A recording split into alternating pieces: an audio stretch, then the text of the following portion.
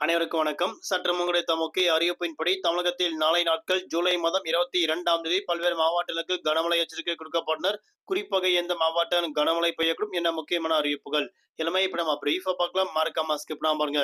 உங்களுக்கு கனமழை எச்சரிக்கை பற்றி பல்வேறு முக்கிய அறிவிப்புகள் உடனுக்குடன் துல்லியமாக தெரிந்து கொள்ள நம்மளோட சேனலை கீழே இருக்கிற பட்டனை கிளிக் பண்ணி சப்ஸ்கிரைப் பண்ணிக்கோங்க. பார்த்து பெல் பட்டனை கிளிக் பண்ணிக்கோங்க. இந்த வீடியோ உங்களுக்கு பிடிச்சிருந்தா லைக் பண்ணுங்க. இப்போ வாங்க வீடியோக்குள் போகலாம்.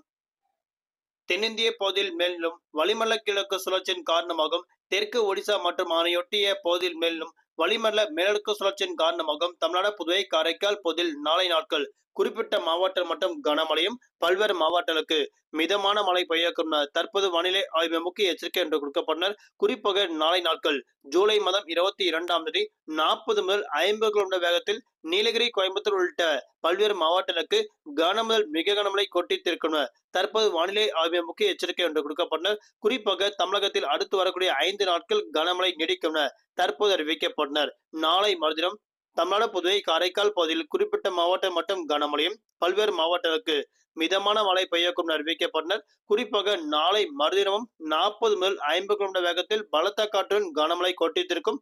வரக்கூடிய ஜூலை மாதம் 24ஆம் தேதி முதல் 27ஆம் தேதி வரை குறிப்பிட்ட மாவட்டங்களுக்கு மட்டும் லேசர் முதல் மிதமான மழை பெய்யக்கூடும் தற்போது அறிவிக்கப்பட்டனர். தலைநகர் சென்னை பொறுத்தவரை நாளை நாட்கள் வானம் பொதுவாக மேகமூட்டத்துடன் காணப்படும். நகரின் ஒரு சில பகுதியில் லேசர் முதல் மிதமான அவ்வப்போது இடியக்கூடிய கனமழை பெய்யக்கூடும். அதிகபட்ச வெப்பநிலையாக 33 முதல் குறைந்தபட்ச வெப்பநிலையாக 27 டிகிரி செல்சியஸ் வரை இருக்கக்கூடும் அறிவிக்கப்பட்டனர். மீண்டும் தமிழகத்தில் வடகிழக்கு பருவமழை காரணமாக அக்டோபர் மாதம் முதல் டிசம்பர் மாதம் வரை இயல்பை விட கூடுதலாக கன முதல் அதிக கனமழை பெய்யக்கூடும் தற்போது அறிவிக்கப்பட்டனர். நாளை நாட்கள் மீனவர்களுக்கான எச்சரிக்கை.